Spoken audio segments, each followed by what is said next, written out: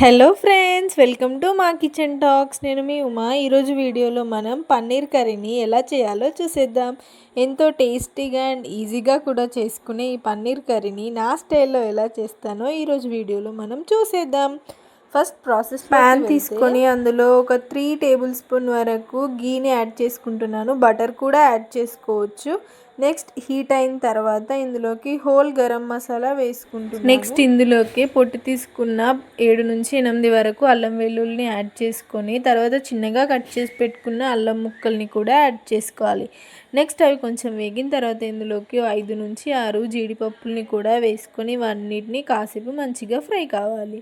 ఇలా golden colour వచ్చిన తర్వాత ఇందులోకి మనం ముందుగా కట్ చేసి పెట్టుకున్న ఆనియన్స్ని, టమాటోస్ని కూడా యాడ్ చేసుకొని కాస్త సాల్ట్, పసుపు యాడ్ చేసుకొని కాసేపు మూత పెట్టి ఒక 5 మినిట్స్ అయిన తర్వాత మూత తెరిచి చూస్తే ఇలా మగ్గిపోయి ఉంటాయి. వీటిని చల్లారనిచ్చాక మిక్సర్ జార్లో వేసి గ్రైండ్ చేసి పేస్ట్లా చేసేసుకోవాలి. నెక్స్ట్ మళ్ళీ అదే ప్యాన్లో ఒక 2 స్పూన్స్ వరకు నెయ్యిని వేసుకొని కాస్త కారం, ఉప్పు వేసుకొని మనం ముందుగా కట్ చేసి పెట్టుకున్న పన్నీర్ని గోల్డెన్ బ్రౌన్ వచ్చే వరకు మంచిగా వేయించుకోవాలి.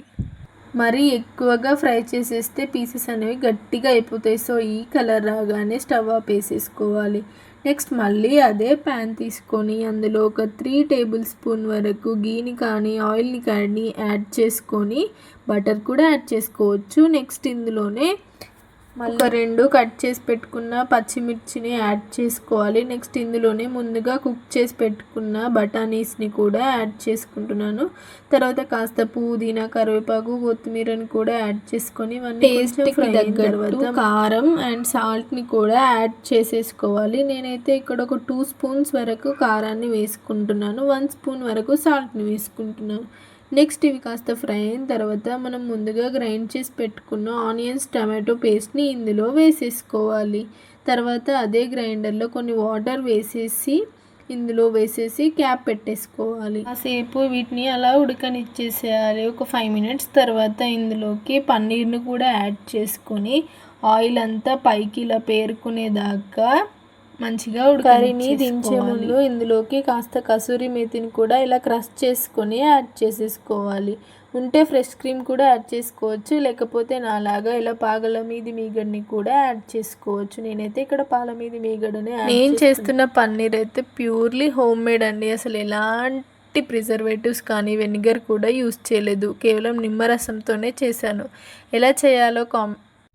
ఎలా చేశానో కూడా తొందరలోనే వీడియో పోస్ట్ చేసేస్తాను, చూసేసేయండి. నెక్స్ట్ ఇలా అయితే కర్రీ అంతా అయిపోయిన తర్వాత కాసేపు చల్లారనిచ్చి సర్వ్ చేసేసుకోవడమే.